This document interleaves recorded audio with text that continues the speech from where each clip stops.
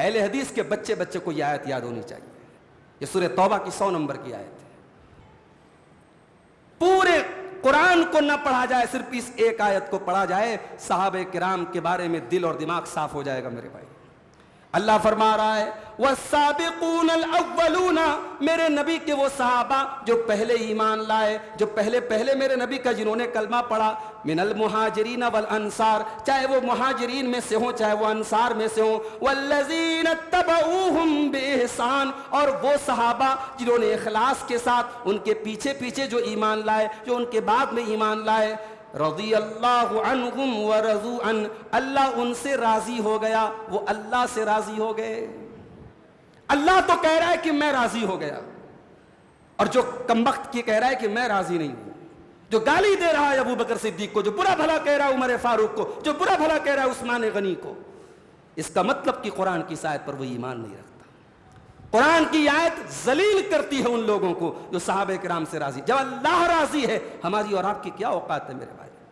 حضرت ابو عثمان نہدی فرماتے ہیں کہ ما فی القرآن آیت ارجا اندی لہذہ الامہ, قرآن کریم میں میرے حساب سے اس امت کو اگر سب سے زیادہ امید دلانے والی کوئی آیت ہے, سب سے زیادہ آس دلانے والی کوئی آیت ہے تو یہی آیت ہے. وآخرون اعترفوا بذنوبہم, میرے کچھ بندے ایسے بھی ہوتے ہیں جو گناہوں کا اقرار کرتے ہیں, کچھ اچھے عمل کرتے ہیں, کچھ برے عمل کرتے ہیں. عسى اللہ ان یتوب علیہم, امید ہے کہ اللہ ان کی توبہ کو قبول کرے گا. اللہ نے فرمایا وصلی علیہم, اور اے نبی زکوٰۃ دینے والوں کے لیے دعا کیجیے آپ. ان صلاتک سکن لہم, آپ کی دعا ان کو سکون پہنچائے گی. پتہ یہ چلا کہ جو زکوٰۃ وصولے, جو زکوٰۃ لے, وہ زکوٰۃ دینے والے کی حوصلہ افزائی کے لیے کچھ دعا کر دے, کچھ اس کا حوصلہ بڑھا دے, اس کو جو ہے کچھ کمپلیمنٹ دے دے, کچھ اس کی تعریف کر دے, تاکہ اس کا حوصلہ بڑھ جائے اور آگے وہ اور اپنے مال کی زکوٰۃ سسٹم سے نکالے. یہ قرآن کا حکم ہے کہ زکوٰۃ لینے والا جو زکوٰۃ دے اس کے حق میں دعا کرے. الحمدللہ کفا وسلام علی عبادہ الذین اصطفی, اما بعد. محترم حضرات, قرآن حکیم کے 11ویں پارے کی کچھ منتخب آیتوں کو آج کے درس میں ہم دیکھیں گے. 11ویں پارے کے شروع میں منافقوں کا ذکر کیا گیا. ان منافقوں میں 2 ٹائپ کے منافق تھے. ایک تو وہ تھے جو مدینہ میں رہتے تھے, اور کچھ دوسرے ٹائپ کے منافق تھے جو مدینہ کے باہر دیہات میں رہتے تھے. یہ جو دیہات کے منافقین تھے یہ زیادہ خطرناک تھے. ان کے دل میں نفاق کا مطلب کیا ہوتا ہے؟ عربی زبان میں چوہا ایک بل بناتا ہے جو اس کے جانے کا عام راستہ ہوتا ہے, اس سے ہٹ کر کے ایک جو دوسرا بل بناتا ہے, اس بل بنانے کے پروسیس کو عربی میں انفقہ بولتے ہیں, یعنی دھوکہ دینے والا کام کرنا. تو منافقین کا کام کیا تھا؟ وہ اپنے آپ کو شو کرتے تھے کہ ہم مسلمان ہیں, اپنے آپ کو مومن شو کرتے تھے, مگر دل میں اسلام کے لیے اور اللہ کے رسول صلی اللہ علیہ وسلم کے لیے نفرت تھی, بغض تھا. تو قرآن کریم میں اللہ تعالیٰ نے جگہ جگہ ان منافقوں کی حقیقت بیان کی ہے. یہاں پہ اللہ تعالیٰ نے 11ویں پارے کے شروع میں ان منافقوں کا ذکر کیا جو دیہات کے تھے. اللہ نے فرمایا الاعراب اشد کفرا ونفاقا واجدر الا يعلموا حدود ما انزل اللہ علی رسولہ. فرمایا کہ دیہات کے منافق اشد کفرا, یہ زیادہ سخت ہیں اپنے کفر میں اور اپنے نفاق میں, اور یہ اسی لائق ہیں کہ یہ اس شریعت کی حدود کو نہ جانے جو اللہ نے اپنے رسول پر اتاری ہے. سوال یہ پیدا ہوتا ہے کہ مدینہ کے منافقوں کے مقابلے میں دیہات کے منافق سخت کیوں تھے؟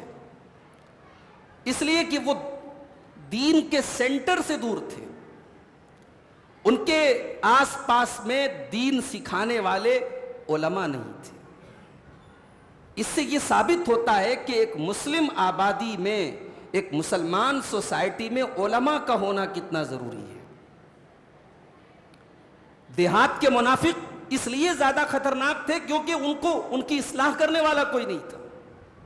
وہ مدینۃ الرسول سے دور تھے اور مدینہ کے اندر یہ چیز کم تھی کیونکہ ظاہر کہ وہاں اللہ کے نبی تھے, صحابہ کرام تھے. تو اس سے یہ نقطہ ہمیں ملتا ہے کہ علماء کا رہنا, ایک مسلم سوسائٹی میں علماء کا وجود کتنا ضروری ہے.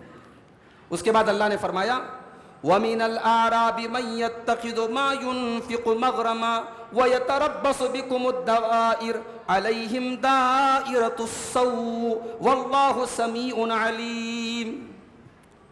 کہا کہ ان دیہاتیوں میں, ان منافقوں میں ایسے بھی لوگ ہیں جو اللہ کی راہ میں اگر صدقہ دیتے ہیں, خیرات دیتے ہیں, زکوٰۃ دیتے ہیں تو اس کو مغرم سمجھتے ہیں. مغرم کا مطلب سمجھتے ہیں آپ؟ مغرم میز پینالٹی, مغرم میز جرمانہ. وہ زکوٰۃ عبادت کے طور پہ نہیں دیتے, وہ زکوٰۃ اور صدقہ خوش دلی کے ساتھ نہیں دیتے, وہ تاوان سمجھ کے دیتے, وہ پینالٹی سمجھ کے دیتے ہیں.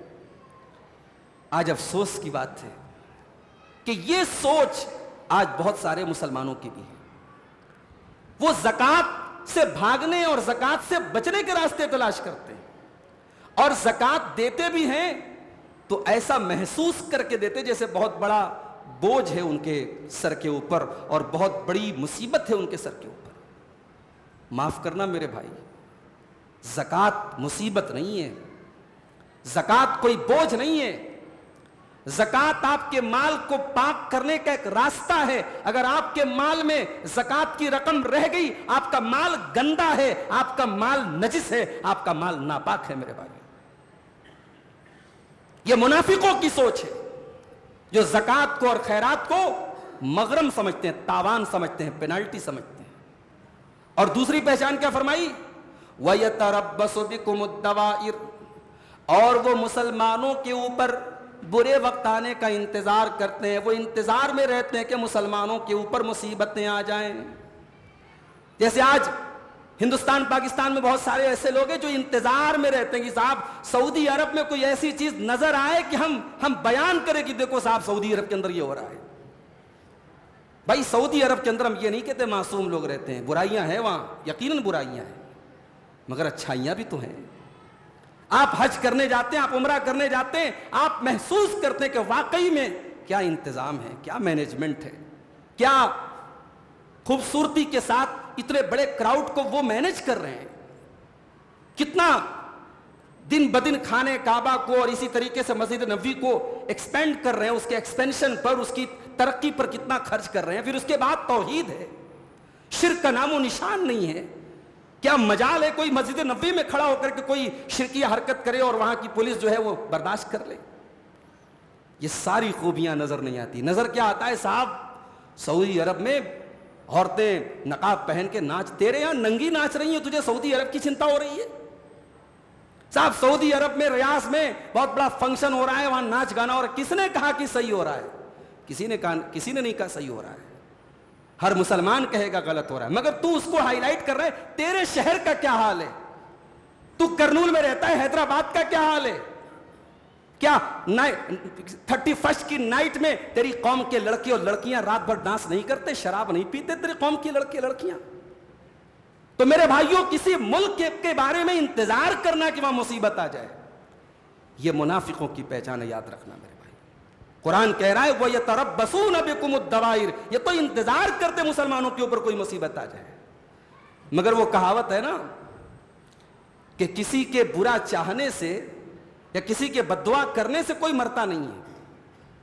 جیسے بعض قوم کے لوگ کیا ہوتے ہیں کہ گائے جب مر جاتی ہے تو وہ اس کے مرنے کے بعد اس کی جو لاش ہوتی ہے یا اس کا جو گوشت وغیرہ ہوتا ہے اس کو استعمال کرتے ہیں, تو وہ بددعا کرتے ہیں کہ گائے مر جائے. کچھ قوم کے لوگ ہوتے ہیں تو کہاوت ہے کہ فلاں قوم کی بددعا کرنے سے گائے مر نہیں جاتی. کسی کے بارے میں آپ بددعا کرتے ہیں کہ صاحب وہ مصیبت میں پڑ جائے, تو آپ کے بددعا کرنے سے وہ مصیبت میں نہیں پڑ جائے گا.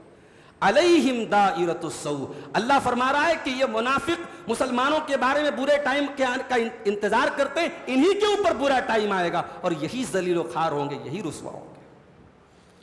اس کے بعد سورہ توبہ کی وہ آیت ہمارے سامنے آتی ہے جو آج بھی ان لوگوں کے منہ پر سیاہی پوت رہی ہے جو صحابہ کرام سے بغض کرتے ہیں, جن کا عقیدہ یہ ہے کہ نبی کا انتقال ہوا اور سب صحابہ نعوذ باللہ مرتد ہو گئے.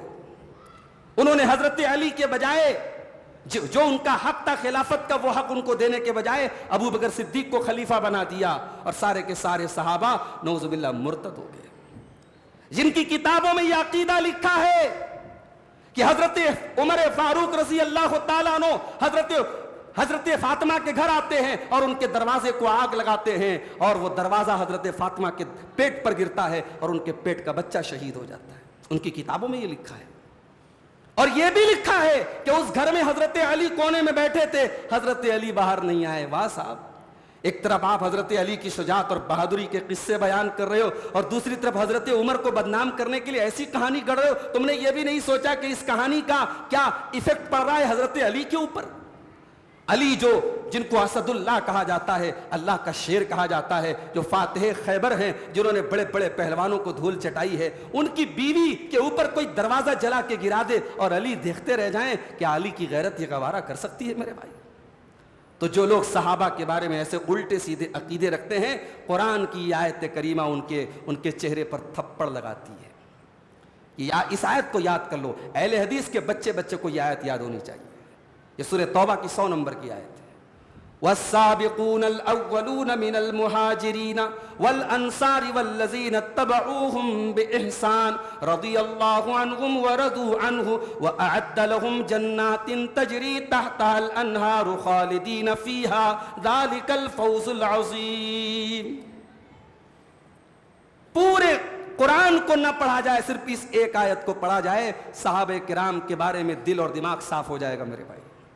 اللہ فرما رہا ہے والسابقون الاولون, میرے نبی کے وہ صحابہ جو پہلے ایمان لائے, جو پہلے میرے نبی کا جنہوں نے کلمہ پڑھا, من المہاجرین والانصار, چاہے وہ مہاجرین میں سے ہوں چاہے وہ انصار میں سے ہوں, والذین اتبعوہم بإحسان, اور وہ صحابہ جنہوں نے اخلاص کے ساتھ ان کے پیچھے جو ایمان لائے, جو ان کے بعد میں ایمان لائے, رضی اللہ عنہم ورضوا عنہ, اللہ ان سے راضی ہو گیا, وہ اللہ سے راضی ہو گئے.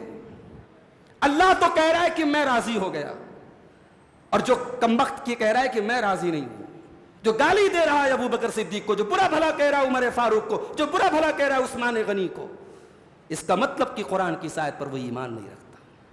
قرآن کی آیت ذلیل کرتی ہے ان لوگوں کو جو صحابہ کرام سے راضی. جب اللہ راضی ہے, ہماری اور آپ کی کیا اوقات ہے میرے بھائی. اور ایک بات اور یاد رکھو, قرآن کے اندر بعض آیتیں منسوخ ہیں, مگر منسوخ کیا ہوتا ہے؟ حکم ہوتا ہے. قرآن میں کہا گیا یہ کرو, بعد میں کہا گیا یہ مت کرو. حکم منسوخ ہوتا ہے نا, خبر منسوخ نہیں ہوتی ہے. مثال کے طور پہ قرآن میں کہا گیا لا تقربوا الصلاۃ وانتم سکارا, نشے کی حالت میں نماز کے قریب مت جاؤ, یہ حکم دیا گیا. اب بعد میں شراب حرام کر دی گئی تو یہ حکم منسوخ ہو گیا. بھائی اب شراب پینا ہی نہیں ہے, نشے کی حالت میں نماز پڑھنے کی بات تو دور ہے, نشہ کرنا ہی نہیں ہے, تو منسوخ ہو گیا. تو قرآن کا حکم منسوخ ہوتا ہے, یہ قرآن خبر دے رہا ہے.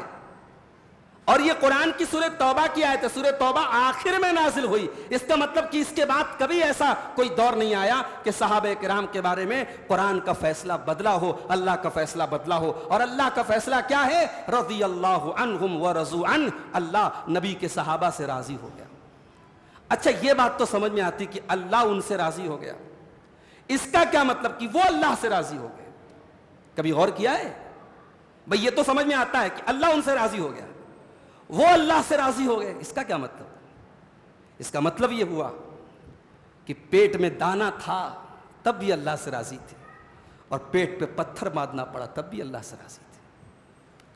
انہوں نے جب محمد رسول اللہ کا کلمہ پڑھا, اگر اپنے گھر میں آرام سے تھے تب بھی اسلام سے راضی تھے, اللہ سے راضی تھے. اور جب اپنے گھر سے نکلنا پڑا, ہجرت کرنی پڑی, تپتی ریت پر لیٹنا پڑا, جان دینا پڑا, بچے قربان کرنے پڑے, یہ ساری مصیبتیں انہوں نے گوارا کر لی. رضی اللہ عنہم ورضوا عنہ, اللہ ان سے راضی, وہ اللہ سے راضی. اچھا اتنا کہہ دیتا اللہ تو بس تھا, اللہ راضی ہو گیا, اللہ جس سے راضی ہے وہ کامیاب ہے. مگر اللہ جانتا تھا کہ آگے چل کے کچھ ایسے لوگ پیدا ہوں گے جو نبی کے صحابہ پر کیچڑ اچھالیں گے, اس لیے اللہ نے کوئی راستہ نہیں چھوڑا. اللہ نے اتنا کہہ کے بس نہیں کر دیا میں راضی ہو گیا, اللہ نے صحابہ کا ریوارڈ بھی بتا دیا, ان کو ریوارڈ کیا ملے گا, ان کو بدلہ کیا ملے گا.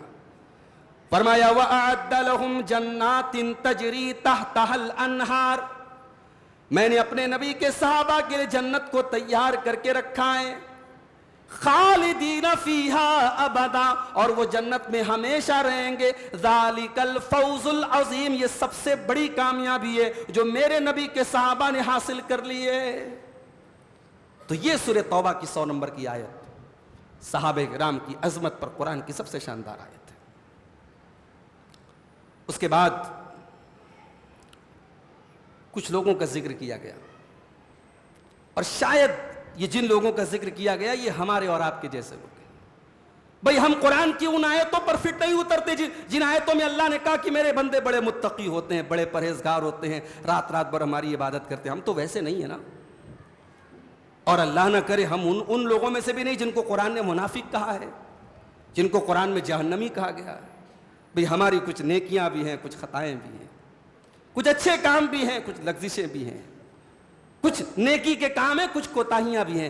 ایسے ہی لوگوں کا تذکرہ اللہ کرتا ہے، فرماتا ہے وَآخَرُونَ اعْتَرَفُوا بِذُنُوبِهِمْ، میرے کچھ بندے ایسے بھی ہوتے ہیں اعترفوا بذنوبہم، جو اپنے گناہوں کا اقرار کرتے ہیں، جو اپنے گناہوں کو تسلیم کرتے ہیں، خلطوا عملا صالحا وآخر سیئا، ان کے کچھ عمل نیک بھی ہوتے ہیں اور ان کے کچھ عمل برے بھی ہوتے ہیں، یہ گنہگار بھی ہوتے ہیں، یہ نیک بھی ہوتے ہیں، اور اپنے گناہوں کا اللہ کی بارگاہ میں اقرار بھی کرتے ہیں۔ اللہ فرماتا ہے عسى اللہ ان یتوب علیہم، اگر یہ اللہ سے توبہ کریں گے، اگر یہ اللہ سے معافی مانگیں گے، عسى اللہ، تو امید ہے کہ اللہ ان کی توبہ قبول کر لے گا۔ ان اللہ غفور الرحیم، بے شک اللہ تعالیٰ بہت معاف کرنے والا، رحم کرنے والا ہے۔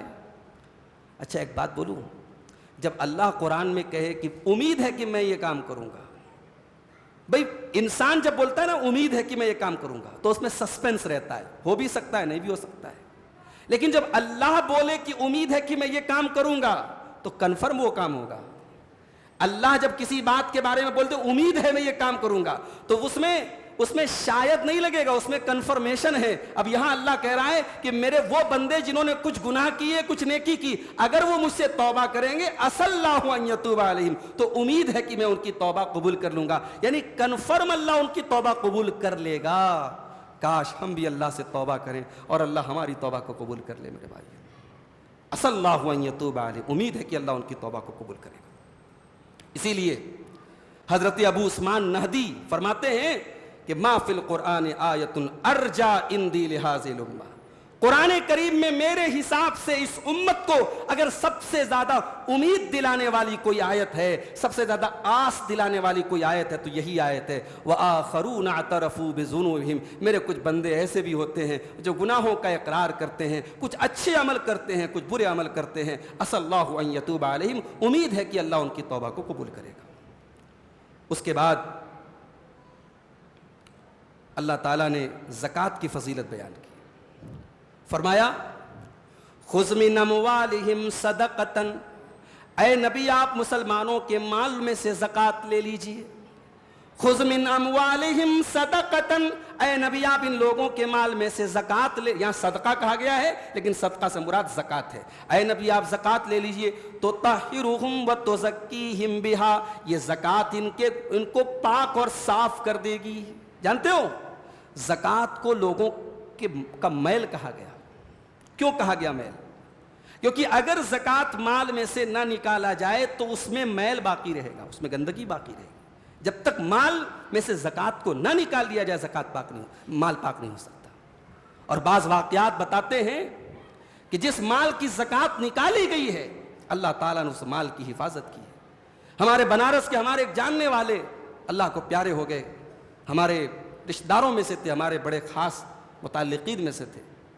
ان کا ایک واقعہ میں نے تو نہیں دیکھا، کافی پہلے کی بات ہے، مجھے ان کے جاننے والوں نے بتایا کہ ایک مرتبہ وہ کشمیر گئے تھے، ساڑی کا کاروبار بنارس میں لوگ کرتے ہیں، ساڑی لے کر کے وہ کشمیر گئے تھے، اور کسی طریقے سے کوئی ایسا 420 ٹائپ کا آدمی مل گیا، اس نے ان کے ساتھ فراڈ کیا اور ان کا بہت سارا مال لے کر کے غائب ہو گیا۔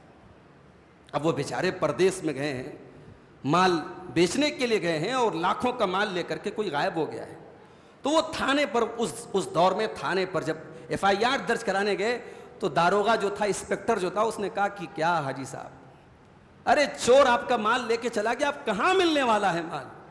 آپ FIR لکھوا رہے، ٹھیک ہے ہم کوشش کریں گے، مگر آج کے زمانے میں کہاں چور وور ملتے ہیں؟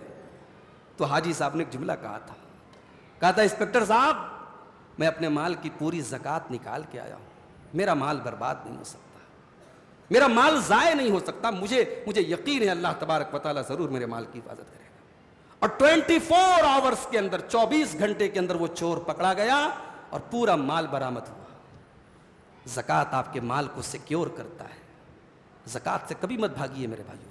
اللہ اپنے نبی سے کہہ رہا ہے خذ من اموالہم صدقۃ، اے نبی ان کے مال میں سے زکوٰۃ لیجئے۔ اس کا مطلب کہ اگر اسلامی حکومت اگر ہے تو حکومت باقاعدہ اس زکوٰۃ کو وصولنے کے لیے پورا ایک سسٹم بنائے گی۔ یہ زکوٰۃ کوئی آپشنل چیز نہیں ہے، دے دیا، زکوٰۃ کو وصولا جائے گا۔ اللہ اپنے نبی سے کہہ رہا ہے وصول کرو، لے لو زکوٰۃ ان سے، اور یہ زکوٰۃ کیا کرے گی؟ تو تطہرہم وتزکیہم بہا، ان کے مال کو پاک کرے گی۔ اس کے بعد اللہ نے فرمایا وصلی علیہم، اور اے نبی زکوٰۃ دینے والوں کے لیے دعا کیجیے آپ، ان صلاتک سکن لہم، آپ کی دعا ان کو سکون پہنچائے گی۔ پتہ یہ چلا کہ جو زکوٰۃ وصولے، جو زکوٰۃ لے، وہ زکوٰۃ دینے والے کی حوصلہ افزائی کے لیے کچھ دعا کر دے، کچھ اس کا حوصلہ بڑھا دے، اس کو جو ہے کچھ کمپلیمنٹ دے دے، کچھ اس کی تعریف کر دے، تاکہ اس کا حوصلہ بڑھ جائے اور آگے وہ اور اپنے مال کی زکوٰۃ سسٹم سے نکالے۔ یہ قرآن کا حکم ہے کہ زکوٰۃ لینے والا جو زکوٰۃ دے اس کے حق میں دعا کرے۔ اس کے بعد ایک مسجد کا ذکر کیا گیا۔ اسلامی تاریخ کی یہ عجیب و غریب مسجد تھی۔ یہ مسجد کس نے بنائی تھی؟ منافقوں نے بنائی تھی۔ کہاں بنائی تھی؟ مسجد قباء سے قریب میں بنائی تھی۔ یہ کرنول والی مسجد قباء کی بات نہیں کر رہا ہوں میں، مدینہ کی مسجد قباء کی بات کر رہا ہوں۔ مسجد قباء سے کچھ دوری پر انہوں نے ایک مسجد بنائی تھی۔ مقصد کیا تھا؟ ایک آدمی تھا، اس کا نام تھا ابو عامر، یہ مدینہ کے قبیلے خزرج کا تھا، اور یہ بہت نیک مانا جاتا تھا، اس کی بڑی شہرت تھی، اور اللہ کے رسول کے آنے کے پہلے یہ اپنے قبیلے کا سردار بننے والا تھا۔ اس کے سر پہ مدینہ کے خزرج کا تاج رکھا جانے والا تھا۔ اب جب اللہ کے نبی صلی اللہ علیہ وسلم مدینہ آئے تو یہ کرسچن تھا، عیسائی تھا۔ اللہ کے نبی جب مدینہ آئے تو اس کا سارا خواب چکنا چور ہو گیا، اور اب یہ دھیرے دھیرے اللہ کے رسول کا اور مسلمانوں کا کٹر دشمن بن گیا۔ اتنا بڑا دشمن بن گیا کہ جنگ احد میں باقاعدہ یہ مشرکوں کی طرف سے لڑا تھا، اور جگہ جگہ اس نے گڈھے کھودے تھے، اور اسی ایک گڈھے میں اللہ کے نبی گرے تھے، اور آپ کے سامنے کے جو نیچے کے 4 دانت ہیں اس میں سے 2 دانت آپ کے ٹوٹے تھے، اور آپ کا چہرہ زخمی ہوا تھا اسی گڈھے میں گر کر کے۔ وہ گڈھا کس نے کھودا تھا؟ یہ ابو عامر نام کا ایک آدمی تھا، اور اتنا کٹر دشمن تھا یہ اسلام کا۔ بعد میں یہ رومن جو بادشاہ تھا اس زمانے کا، جس کو ہرقل کہا جاتا تھا، اس سے جا کر کے مل گیا، اس سے جا کے ساٹھ گانٹ کر لیا، اور اس نے مدینہ کے منافقوں کو میسج بھیجا، ان کو خط بھیجا کہ میں مسلمانوں کے خلاف ایک بہت بڑی پلاننگ کر رہا ہوں، اور میں یہ چاہتا ہوں کہ تم مدینہ کے اندر ایک مسجد بناؤ، اور وہ مسجد میرے آدمیوں کے لیے ایک پناہ کی جگہ بنے گی، جہاں ہم پناہ لے سکیں، جہاں ہم میٹنگیں کر سکیں، تو تم ایک مسجد بناؤ، اور پھر ہم وہاں پر اپنے اسلام کے خلاف اور مسلمانوں کے خلاف پلاننگ کریں گے۔ اب جب یہ مسجد بن کے تیار ہو گئی تو ان منافقوں نے اللہ کے نبی سے آ کر کے ریکویسٹ کی کہ اللہ کے نبی ہم چاہتے ہیں کہ آپ اس مسجد میں آ کر کے 2 رکعت نماز پڑھ دیں، تاکہ ہم اس مسجد میں نماز پڑھیں، ہمارے جو بوڑھے لوگ ہیں، بیمار لوگ ہیں، جو مسجد قباء میں نہیں جا سکتے ہیں، ان کے لیے ہم نے یہ مسجد بنائی ہے، ہم چاہتے ہیں کہ آپ آ کر کے اس کی اوپننگ کر دیں۔ اللہ کے نبی صلی اللہ علیہ وسلم اس وقت غزوہ تبوک کی تیاری کر رہے تھے۔ اللہ کے نبی نے کہا کہ میں غزوہ تبوک کی تیاریوں میں ابھی مصروف ہوں، میں واپس لوٹوں گا تب میں اس مسجد میں نماز پڑھ دوں گا۔ جب اللہ کے نبی غزوہ تبوک سے واپس آنے لگے تو راستے ہی میں اللہ نے قرآن کی آیت نازل کر دی، اور اس مسجد کی حقیقت اللہ نے بتا دی۔ تب اللہ کے نبی نے صحابہ کو بھیجا، اور اس مسجد کو باقاعدہ جلایا گیا، اس کو توڑ کر کے ختم کیا گیا۔ آئیے اس مسجد کی حقیقت دیکھتے ہیں۔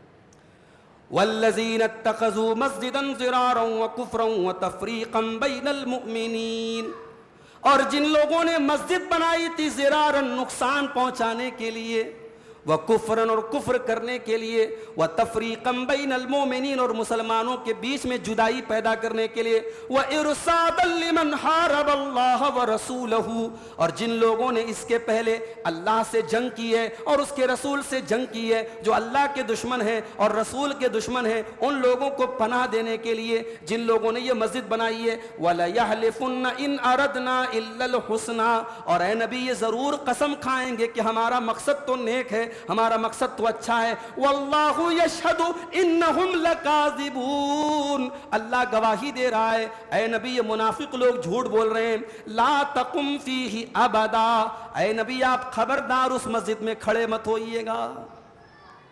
اچھا اللہ نے منع کیوں کیا؟ بنائی تو مسجد تھی نا، اللہ کے نبی چاہتے تو مسلمانوں کو ہینڈ اوور کر دیتے وہ مسجد، نہیں۔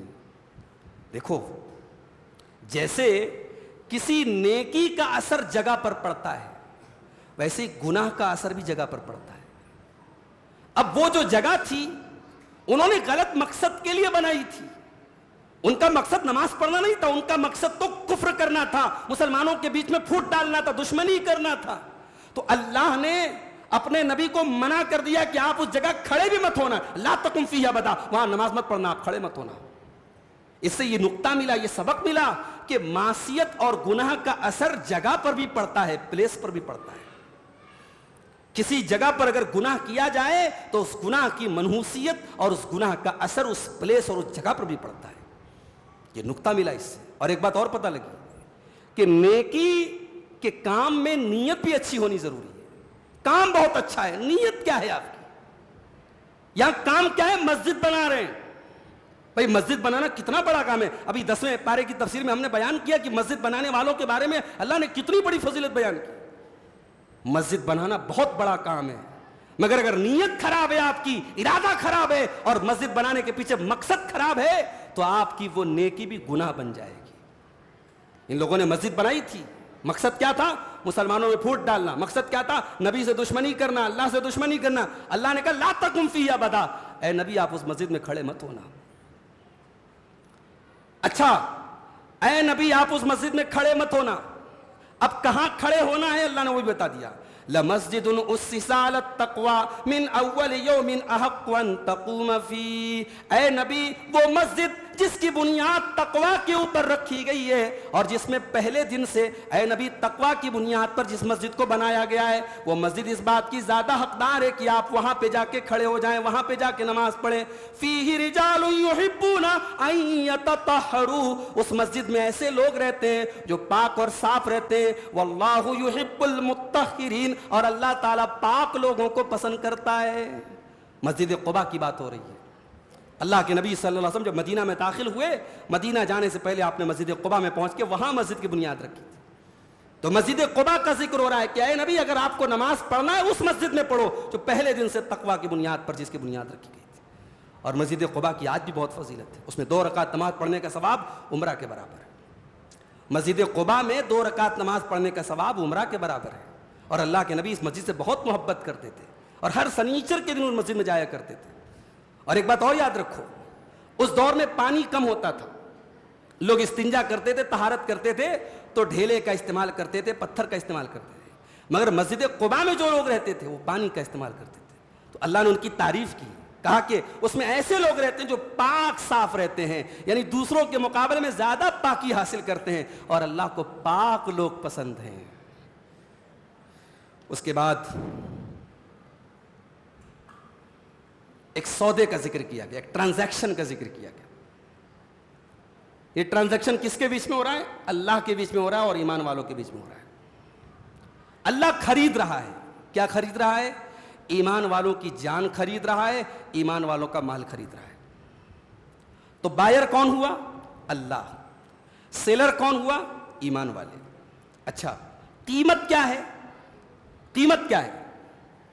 قیمت ہے جان اور مال، اور بدلے میں اللہ دے گا کیا؟ جنت۔ غور کرو، بائر اللہ تعالیٰ، سیلر ایمان والے، ایمان والے دے کے آ رہے ہیں جان اور مال، اور لے کے آ رہے ہیں جنت لے رہے ہیں۔ دنیا کا سب سے بہترین سودا، اور اس سودے کا ذکر کہاں ہو رہا ہے؟ قرآن میں، اور صرف قرآن میں نہیں، تورات میں بھی اس کا ذکر ہے اور انجیل میں بھی اس کا ذکر ہے۔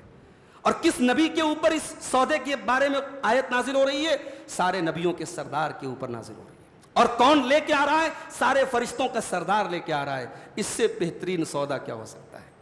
ان اللہ اشترى من المؤمنین انفسهم واموالهم بان لهم الجنہ، بے شک اللہ تعالیٰ ایمان والوں سے ان کی جان کو خرید رہا ہے، ان کے مال کو خرید رہا ہے، بِأَنَّ لَهُمُ الْجَنَّةِ کہ اے ایمان والو ہم تمہاری جان اور مال کے بدلے تمہیں جنت دیں گے۔ يُقَاتِلُونَ فِي سَبِيلِ اللَّهِ فَيَقْتُلُونَ وَيُقْتَلُونَ، تم اللہ کی راہ میں قتال کرتے ہو، تم اللہ کی راہ میں جنگ کرتے ہو اور شہید ہوتے ہو اور دشمن کو قتل کرتے ہو۔ وَعَدًا عَلَيْهِ حَقًّا فِي التَّوْرَاةِ وَالْإِنْجِيلِ وَالْقُرْآنِ، اور یہ اللہ کا سچا وعدہ ہے، جب تم اللہ کی راہ میں اپنی جان قربان کرو گے، اپنا مال قربان کرو گے، اللہ تم کو ضرور جنت دے گا۔ اور اللہ اپنا یہ وعدہ تورات میں بھی کر رہا ہے اور انجیل میں بھی کر رہا ہے اور قرآن میں بھی کر رہا ہے۔ اچھا ایک بات بتاؤ، ہمیں جان دینے والا کون ہے؟ اللہ ہے۔ ہمیں مال دینے والا کون ہے؟ اللہ ہے۔ یہ بڑا عجیب و غریب سودا ہے کہ جو سیلر، جو بائر ہے، جو خرید رہا ہے، اس نے جس سامان کے بدلے ہم کو جنت دے رہا ہے وہ سامان بھی اسی کا دیا ہوا ہے، جان بھی اسی کی دی ہوئی ہے اور مال بھی اسی کا دیا ہوا ہے، اور وہ یہ کہہ رہا ہے کہ میرے بندے میری راہ میں اگر تو جان گنوا دے گا اور مال قربان کرے گا ہم تجھے جنت دیں گے۔ شاعر نے بڑی سچی بات کہی کہ جان دی ہوئی اسی کی تھی، جان دی ہوئی اسی کی تھی، حق تو یہ ہے کہ حق ادا نہ ہوا۔ میرے بھائی اللہ کتنا مہربان ہے، کتنا رحیم ہے، کتنا کریم ہے۔ یہ جان اس کی امانت ہے، یہ مال اس کی امانت ہے، اسی نے دیا ہے، اور پھر وہ اللہ کہہ رہا ہے کہ میرے بندے میری راہ میں اگر تو جان دے دے گا اور میری راہ میں مال دے دے گا تو ہم تجھے جنت دے دیں گے۔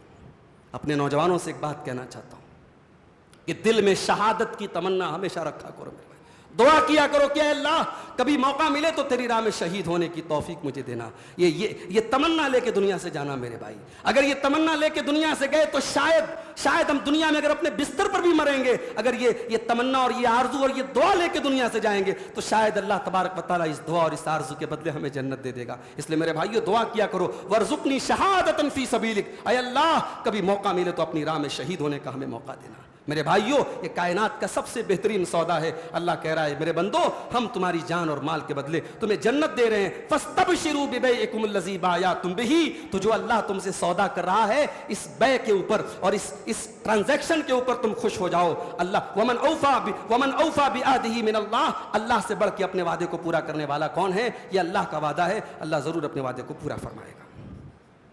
اچھا اب یہ اللہ کی راہ میں جان دینے والوں کو تو جنت مل گئی، اب ایک آدمی اللہ کی راہ میں جان دینا تو چاہتا ہے مگر اس کو موقع نہیں مل رہا ہے، اب اس کو جنت چاہیے تو اس کو کیا کرنا ہے؟ آگے اللہ نے جنتیوں کی کوالٹی بیان کر دی کہ اگر جنت چاہیے تو یہ کوالٹی اپنے اندر پیدا کر لو، التائبون العابدون الحامدون السائحون الراکعون الراکعون الساجدون الآمرون بالمعروف والناہون عن المنکر والحافظون لحدود اللہ۔ اللہ نے فرمایا میرے جنتی بندوں کے اندر یہ کوالٹی ہوتی ہے، التائبون، ان کی سب سے پہلی کوالٹی وہ توبہ کرنے والے ہوتے ہیں۔ دیکھو سورہ توبہ میں بار بار توبہ کا ذکر ہو رہا ہے۔ ایک مومن کے لیے توبہ بڑی امپورٹنٹ چیز ہے، کوئی یہ نہ سمجھے مجھے توبہ کی ضرورت نہیں، اللہ جنتیوں کی بات کر رہا ہے اور پہلی کوالٹی کیا بیان کر رہا ہے؟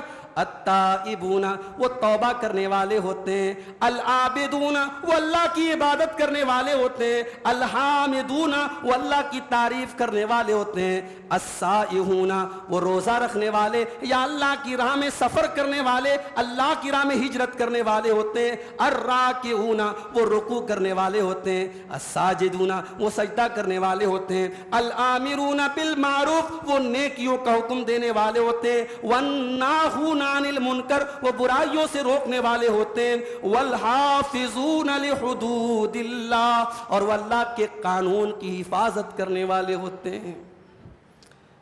ابھی آج ایک بیان آیا ہے ہمارے وزیر داخلہ جناب امت شاہ صاحب کا، انہوں نے کہا کہ صاحب ان سے کسی پترکار نے پوچھا کہ مسلمانوں کو یہ لگتا ہے کہ بھائی آپ جو ہے اگر ملک میں یونیفارم سول کوڈ لاگو کریں گے تو آپ شریعت اور حدیث پر حملہ کر رہے ہیں۔ تو ہمارے وزیر داخلہ صاحب نے کہا کہ بھائی مسلمان شریعت پر عمل کہاں کرتا ہے، اگر شریعت پر عمل کرتا تو چور کا ہاتھ کاٹا جاتا، اگر شریعت پر عمل کرتا تو زنا کرنے والے کو، ریپ کرنے والے کو پتھروں سے مار مار کے ختم کر دیا جاتا۔ تو وہاں تو آپ کو شریعت یاد نہیں آتی، صرف 4 شادی کرنے کے لیے آپ کو شریعت یاد آتی ہے۔ اس پر آڈینس نے تالی بجائی اور میڈیا کو ایک مسئلہ مل گیا کہ صاحب مسلمان جو ہے وہ صرف اپنے مطلب کے لیے شریعت کا استعمال کرتے ہیں۔ دیکھو، ہندوستان ایک اسلامی ملک نہیں ہے، ہندوستان ایک سیکولر ملک ہے، لیکن اس ملک میں جب ملک آزاد ہوا تو اس ملک کے سنویدھان میں، اس کے کانسٹیٹیوشن میں یہ موجود ہے کہ ملک کے جتنے لوگ ہیں اپنے اپنے مذہب پر آزادی کے ساتھ عمل کر سکتے ہیں۔ تو کرمنل لا، کسی نے چوری کر دی، کسی نے مرڈر کر دیا، کسی نے ریپ کر دیا، کرمنل لا میں تو اس ملک کا جو قانون بنا ہے اس کے حساب سے سزا دی جاتی ہے۔ مگر جو پرسنل لا ہے، شادی کیسے کرنا ہے، طلاق کیسے دینا ہے، میاں بیوی کو کیسے رہنا ہے، پراپرٹی میں حصہ کیسے بٹنا ہے، اس ملک میں تمام مذہب کے لوگوں کو اپنے پرسنل لا پر عمل کرنے کا حق دیا گیا۔ اگر آپ یہ کہتے ہیں صاحب اگر آپ شریعت کی بات کرتے تو کرمنل لا میں کیوں نہیں آپ اس پر عمل کرتے، تو کرمنل لا میں عمل تب ہوتا ہے شریعت پر جب حکومت اسلامی ہو۔ آپ کیا ایسا کر سکتے ہیں؟ آپ اب پورے ملک میں آپ کرمنل لا جو اسلام کا ہے وہ لاگو کر دیں، ہم بھی مانیں گے، مگر آپ ایسا نہیں کریں گے۔ تو ایک ملک میں کرمنل لا دو نہیں چل سکتا۔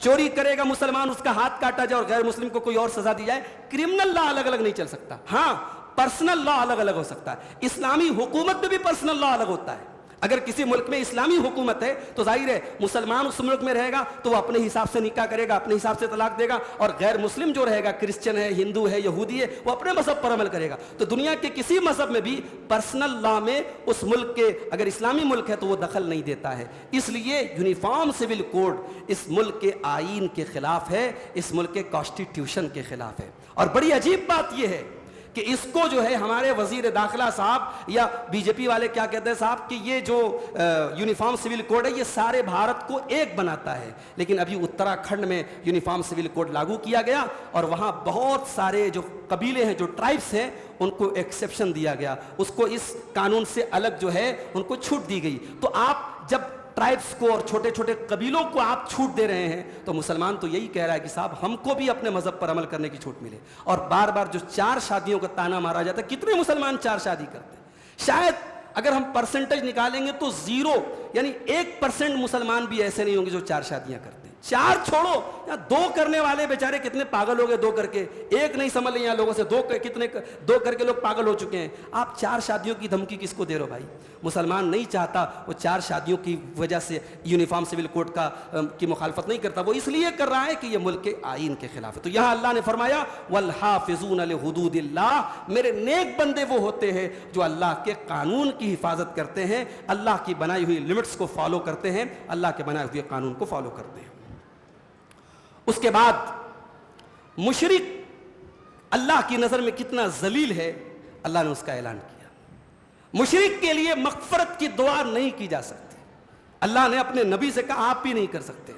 ما کان للنبی والذین آمنوا ان یستغفروا للمشرکین، اے نبی آپ کو اس بات کی اجازت نہیں ہے، اے ایمان والو تم کو اس بات کی اجازت نہیں ہے، ان یستغفروا للمشرکین کہ تم مشرکوں کے لیے مغفرت کی دعا کرو، ولو کانوا اولی قربا، اگرچہ وہ تمہارے اپنے رشتہ دار ہوں، من بعد ما تبین لهم انہم اصحاب الجحیم، جب یہ پتہ چل گیا کہ مشرک جہنم میں جانے والا ہے تم اس کے لیے مغفرت کی دعا نہیں کر سکتے۔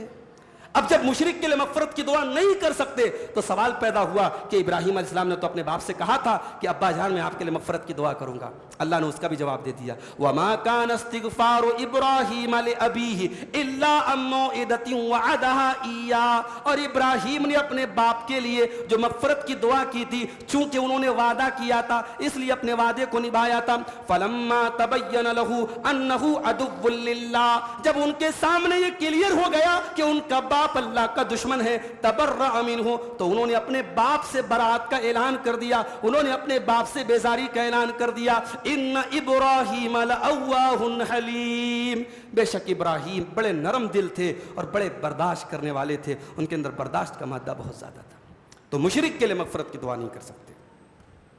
اس سے شریعت کا ایک اصول ملتا ہے، عقیدہ ولا اور برا، ولا اور برا، ایمان والے سے، توحید والے سے دوستی رکھی جائے گی اور شرک سے اور مشرک سے کوئی تعلق نہیں رکھا جائے گا۔ یعنی آپ کسی شرک کے کام پر سیلیبریٹ نہیں کر سکتے، کسی شرکیہ تہوار میں آپ شامل نہیں ہو سکتے. اگر آپ کا رشتہ دار کوئی مشرک ہے، آپ ٹھیک ہے رشتہ داری کے ناطے اس کے سکھ دکھ میں کام آ سکتے ہیں، اس کی مدد کر سکتے ہیں، مگر اس کے کسی شرک کے کام میں اس کا سپورٹ نہیں کر سکتے. یہ شریعت کا ایک اصول ہے، یہ عقیدے کا ایک اصول ہے جس کو عقیدہ ولا اور برا کہا جاتا ہے. قرآن کی سائے سے وہ ثابت ہوتا ہے. اس کے بعد جنگ تبوک کا ذکر ہوتا ہے. جنگ تبوک اسلامی تاریخ کی ایک ایسی عجیب و غریب جنگ ہے جو حقیقت میں جنگ لڑی نہیں گئی، مگر اس میں مدینہ سے 700-800 کلومیٹر کا جو سفر ہوا تھا تبوک کا، یہ سفر ہی قربانیوں کی ایک عجیب و غریب تاریخ اس سفر میں لکھی گئی. میرے بھائی کبھی موقع ملے اللہ کے رسول کی سیرت میں جنگ تبوک کے واقعات اٹھا کے دیکھنا، شاید آپ کا ایمان تازہ ہو جائے اور آپ کی آنکھوں سے آنسو بہنے لگے اور آپ کا دل لرز جائے کہ اللہ تیرے نبی کے صحابہ نے کیسی کیسی قربانیاں دی. یہ بڑی مشکل کی گھڑی تھی میرے بھائی. جنگ تبوک جب لڑی گئی مئی اور جون کا مہینہ تھا. مدینہ کے لوگوں کی آمدنی کا بہت بڑا ذریعہ کھجوروں کے باغات تھے اور کھجوروں کے باغات پک چکے تھے، کھیتی پک چکی تھی اور سخت گرمی کا مہینہ تھا. آسمان سے آگ برس رہی تھی اور زمین پہ ریت بالکل گرم گرم ریت تھی اور اس حالت میں سفر کرنا تھا اور چھوٹا موٹا سفر نہیں کرنا تھا، 800 کلومیٹر کا سفر کرنا تھا اور سواریاں نہیں تھی مسلمانوں کے پاس. اور جس سے جنگ کرنا ہے وہ دنیا کی سپر پاور رومن امپائر سے جنگ کرنا تھا. وہ کیسے لڑتی ہے، ان کے فوجی کیسے ہوتے یہ بھی مسلمانوں کو نہیں پتا تھا، ان سے لڑنے کا طریقہ بھی نہیں پتا تھا. مگر یہ ہمت تھی، یہ گٹس تھا، یہ جرت تھی اللہ کے پیارے نبی صلی اللہ علیہ وسلم کی اور صحابہ کرام کی کہ اس دور کی سپر پاور سے لڑنے کے لیے تیار ہو گئے.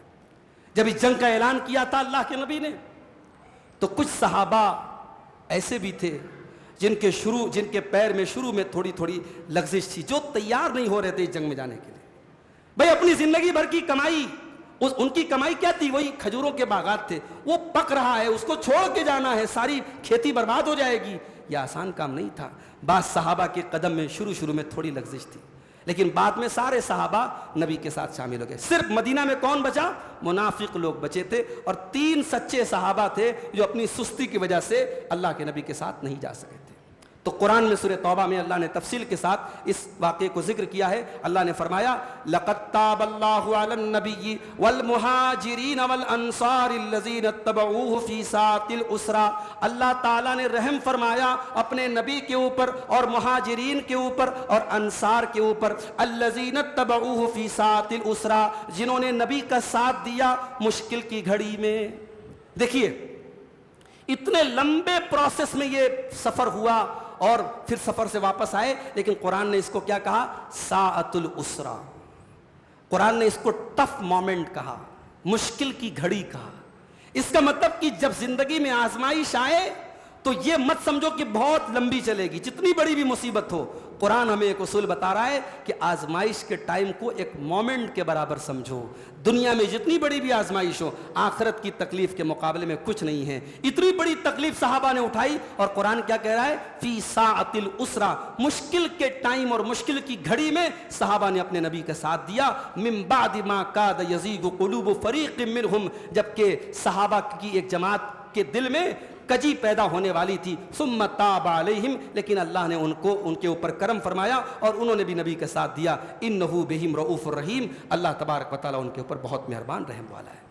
اب ان 3 صحابہ کا اللہ ذکر کر رہا ہے جو اپنی سستی اور کاہلی کی وجہ سے اس جنگ میں شامل نہیں ہوئے. جب اللہ کے نبی غزوہ تبوک سے واپس آئے تو سارے منافقوں نے آ کر کے جھوٹے جھوٹے بہانے بنائے. کسی نے آ کر کے کہا کہ اللہ کے نبی میری ماں بہت بیمار تھی، میں نہیں جا سکتا تھا. کسی نے آ کے کہا میرے پیٹ میں بہت درد تھا، میں نہیں جا سکا. اللہ کے نبی نے منافقوں کا جھوٹا بہانہ سنا، کہا جاؤ اللہ تمہیں معاف کرے، جاؤ اللہ تمہیں معاف کرے، جاؤ اللہ تمہیں معاف کرے. مگر 3 سچے ایمان والے، ان کا نام بھی نوٹ کر لو، مرارہ ابن ربی، کعب بن مالک اور ہلال بن امیہ. یہ 3 صحابی تھے، یہ سچے ایمان والے تھے.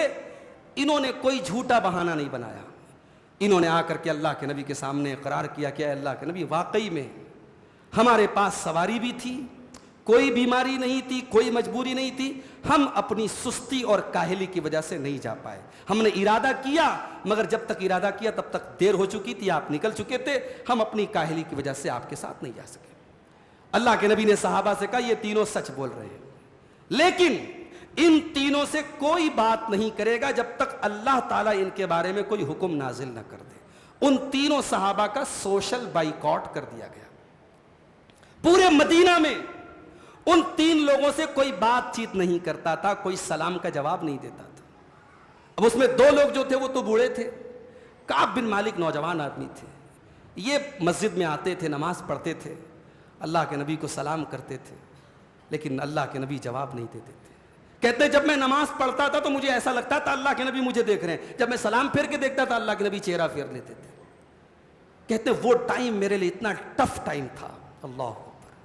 کبھی آپ سوچو میرے بھائی, اگر اس بستی میں آپ رہتے ہیں اور ساری بستی آپ سے خفا ہو جائے, اور پھر صحابہ کے لیے یہ سب سے بڑی تکلیف کی بات اللہ کے نبی ناراض ہو جائیں, اس سے بڑھ کے تکلیف کی بات کیا ہے؟ سارے مدینہ میں کوئی بات کرنے کو تیار نہیں. اور اسی ٹائم غسان کے بادشاہ کا لیٹر آیا حضرت کعب بن مالک کے پاس, اور لیٹر میں لکھا تھا کہ اے کعب بن مالک, ہمیں پتہ لگا ہے کہ تمہارے ساتھی محمد صلی اللہ علیہ وسلم نے تمہارے ساتھ بڑی زیادتی کی ہے, تم ہمارے پاس چلے آؤ, ہم تمہیں بڑا اونچا مقام دیں گے. دنیا کا کوئی دنیا پرست آدمی ہوتا, دنیا کے چند ٹکوں پر بکنے والا آدمی ہوتا, سوچتا اتنا بڑا بادشاہ مجھے بلا رہا ہے, آفر دے رہا ہے, چلو. آج سیاست میں کیا ہوتا ہے؟ آج سیاست میں لوگ کرسی کے بدلے آیت الکرسی کو بیچ دیتے ہیں, اور چند ٹکے کی سیاست کے لوگ اپنا ایمان بیچ دیتے ہیں. حضرت کعب بن مالک کے پاس اس دور کے بادشاہ کا خط آیا, آفر دیا بادشاہ نے, میرے پاس آ جاؤ. حضرت کعب بن مالک نے خط کو پڑھا اور جا کر کے چولہے کی آگ میں جلا دیا. کہا کہ اے اللہ, یہ آزمائش بھی تجھے میری کرنی تھی. اپنے چچا زاد بھائی قتادہ اس کے باغ میں پہنچے, اس کو سلام کیا, اس نے سلام کا جواب نہیں دیا. اس کا ہاتھ پکڑ کے کہا کہ قتادہ اتنا بتا دے, میرے بارے میں تو کیا سمجھتا ہے؟ میں اللہ سے محبت نہیں کرتا, میں رسول سے محبت نہیں کرتا. قتادہ نے کہا میں کچھ نہیں جانتا, میں اتنا جانتا ہوں نبی نے تجھ سے بات کرنے سے منع کیا, میں تجھ سے بات نہیں کروں گا. 40 دن کے بعد اللہ کے نبی نے آرڈر دیا کہ بیوی سے الگ ہو جاؤ. پوچھا اللہ کے نبی بیوی کو طلاق دے دوں؟ کہا طلاق نہیں, بیوی کو مائکے بھیج دو, بیوی کے ساتھ نہیں رہ سکتے. حضرت ہلال بن امیہ بوڑھے ہو چکے تھے, ان کی بیوی نے اللہ کے نبی سے آ کے کہا کہ اللہ کے نبی میرے شوہر بہت بوڑھے ہیں, گھر میں کوئی خدمت کرنے والا نہیں, میں چلی جاؤں گی تو بیچارے بہت مجبور ہو جائیں گے, اور میاں بیوی کے تعلق کی کوئی نوبت ہی نہیں, بہت بوڑھے ہو چکے ہیں. اللہ کے نبی نے کہا ٹھیک ہے, تم ان کی خدمت کر سکتی ہو. کعب بن مالک سے کسی نے کہا کہ اپنی بیوی کو تم بھی بھیج دو, وہ بھی اجازت لے لے. کہا نہیں, میں جوان آدمی ہوں, میں اجازت نہیں لوں گا. بیوی کو مائکے بھیج دیا. کہتے 40 دن کے بعد 10 دن اور گزر گیا, 50 دن گزر گیا, اور کہتے ہیں میری کیفیت ایسی ہو گئی کہ زمین مجھے کاٹ رہی تھی, میرا بس نہیں چل رہا تھا, میں کیا کروں. کہتے ہیں میں اپنے گھر کی, اپنے مکان کی چھت پہ نماز پڑھ رہا تھا کہ دور سے ایک چلانے والے نے چلایا اور کہا یا کعب ابن مالک ابشر, اے کعب بن مالک خوش ہو جا, اللہ نے تیری توبہ قبول کر لی. کہا کہ مجھے اندازہ نہیں تھا کہ میری توبہ ایسے قبول ہوگی کہ قرآن کی آیت میرے بارے میں نازل ہو جائے گی. کہا اس ٹائم میرے پاس کچھ نہیں تھا, میں نے اپنے بدن کا کرتا اتار کے اس کو دے دیا, اور جب میں اللہ کے نبی کے پاس گیا, راستے میں جو ملتا تھا مجھے مبارکباد دیتا تھا, اور جب میں اللہ کے نبی کے پاس گیا تو اللہ کے نبی صلی اللہ علیہ وسلم کا چہرہ خوشی سے چمک رہا تھا, اور اللہ کے نبی نے کہا کہ اے کعب, تیری ماں نے جب سے تجھے جنم دیا ہے اس دن سے اتنا برکت والا دن, اتنا بہترین دن تیرے اوپر کبھی نہیں آیا, آج اللہ نے تیری توبہ کو قبول کر لیا. وہ یہ آیت کریمہ نازل ہوتی ہے. اللہ نے فرمایا وَعَلَى الثَّلَاثَةِ الَّذِينَ خُلِّفُوا, اور اللہ نے ان 3 لوگوں کی توبہ کو قبول کر لیا جو جنگ میں پیچھے رہ گئے تھے. حَتَّى إِذَا ضَاقَتْ عَلَيْهِمُ الْأَرْضُ, یہاں تک کہ جب زمین ان کے لیے تنگ ہو گئی. ضاقت علیہم الارض بما رحبت, زمین اپنی کشادگی کے باوجود ان کے اوپر تنگ ہو گئی. وضاقت علیہم انفسہم, اور ان کی جان بھی ان کے اوپر تنگ ہو گئی. وظنوا الا ملجا من اللہ الا الیہ, اور وہ سمجھ گئے کہ اب اللہ کے سوا ہم کو کوئی پناہ دینے والا نہیں ہے. ثم تاب علیہم, پھر اللہ نے ان کی توبہ کو قبول کیا. لیتوبوا, تاکہ وہ اللہ کی بارگاہ کی طرف لوٹ آئیں. ان اللہ هو التواب الرحیم, بے شک اللہ تعالیٰ بہت توبہ قبول کرنے والا, رحم کرنے والا ہے. ایک مومن جب کوئی گناہ کرتا ہے میرے بھائی, تو مومن چین سے نہیں رہتا. مومن کی پہچان ہی کہ گناہ کرنے کے بعد اس کے دل میں بے چینی محسوس ہو. اگر گناہ کرنے کے بعد بھی انسان کو کوئی فرق نہیں پڑتا ہے, اس کا مطلب کہ ایمان کی شمع بہت کمزور ہو چکی ہے. اور اگر گناہ کرنے کے بعد اور غلطی کرنے کے بعد اگر آپ بے چینی محسوس کریں اور زمین آپ کو تنگ لگنے لگے اور اپنی زندگی پریشانی اور ڈپریشن سے بھری لگنے لگے، سمجھ جاؤ کہ ایمان کی شمع روشن ہے۔ ان 3 صحابہ کرام سے غلطی ہوئی تھی، قرآن کہتا ہے زمین ان کے لیے تنگ ہو گئی اور ان کی جان ان کے لیے تنگ ہو گئی، اور وہ سمجھ گئے کہ اب اللہ کے سوا ہمیں کوئی پناہ دینے والا نہیں، اور جب اللہ نے توبہ قبول کی تب جا کر کے ان کو سکون ملا۔ اب اس کے بعد آخری آیت ہم پڑھ کے بعد ختم کرتے ہیں۔ فرعون کا ذکر اللہ تعالیٰ نے کیا کہ فرعون جب حضرت موسیٰ علیہ السلام بنی اسرائیل کو لے کر کے جانے لگے تو فرعون جو ہے وہ سامنے دریا آ گیا، دریائے قلزم آ گیا، تو حضرت موسیٰ علیہ السلام نے اپنی اللہ کے حکم سے اپنی لاٹھی کو پانی کے اوپر مارا اور پانی میں راستہ بن گیا، اور حضرت موسیٰ بنی اسرائیل کو لے کر کے پانی کو پار کر گئے۔ جب پانی کو پار کر گئے، قرآن کہتا ہے فَأَتْبَعَهُمْ فِرْعَوْنُ وَجُنُودُهُ بَغْيًا وَعَدْوًا، تو فرعون نے ان کا پیچھا کیا۔ فرعون بہت بڑا اللہ کا باغی تھا اور دشمن تھا۔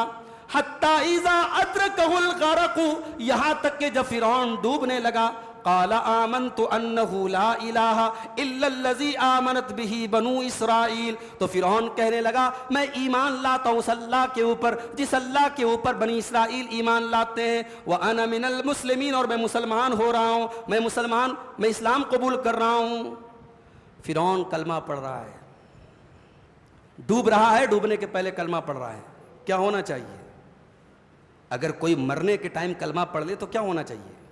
اس کا کلمہ قبول ہو جانا چاہیے، مگر اللہ کہہ رہا ہے نہیں، الآن وقد عصیت قبل وکنت من المفسدین، اے فرعون تو اب کلمہ پڑھ رہا ہے جب تیری جان کے لالے پڑ گئے، جب تو نے اپنی موت کو اپنی آنکھوں کے سامنے دیکھ لیا تو اب تو کلمہ پڑھ رہا ہے۔ ساری زندگی تیری نافرمانی میں گزری، ساری زندگی تیری فساد کرنے میں گزری، اور اب تو کلمہ پڑھ رہا ہے۔ فَالْيَوْمَ نُنَجِّيكَ بِبَدَنِكَ، اے فرعون تیری توبہ ہم قبول نہیں کریں گے، ہم تو تیرے بدن کو بچا لیں گے، تیری باڈی کو بچا لیں گے، لِتَكُونَ لِمَنْ خَلْفَكَ آیَةً، تاکہ تو آنے والی قوموں کے لیے نشانی بن جائے۔ وَإِنَّ كَثِيرًا مِّنَ النَّاسِ عَنْ آیَاتِنَا لَغَافِلُونَ، اور بہت سارے لوگ ہماری آیتوں سے غافل ہیں۔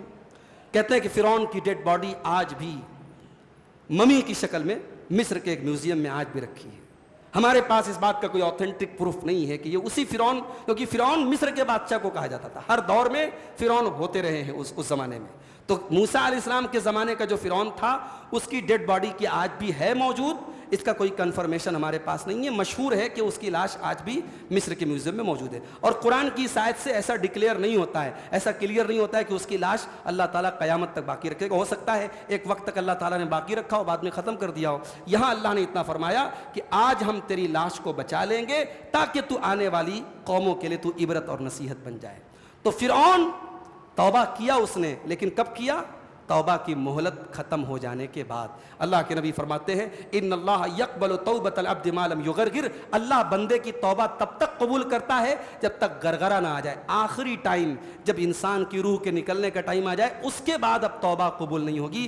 ہوش و حواس جب تک قائم ہے، جب تک زندگی باقی ہے، جب تک موت کو انسان سامنے نہ دیکھ لے، اس کے پہلے پہلے ہمیں اور آپ کو توبہ کر لینی چاہیے۔ اس سے بہت بڑا ہمیں سبق ملا۔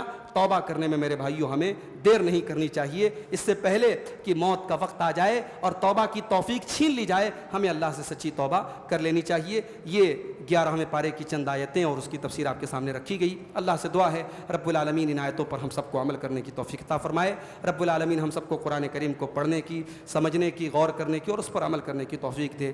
آمین۔ وآخر دعوانا الحمد للہ رب العالمین، والسلام علیکم ورحمۃ اللہ وبرکاتہ۔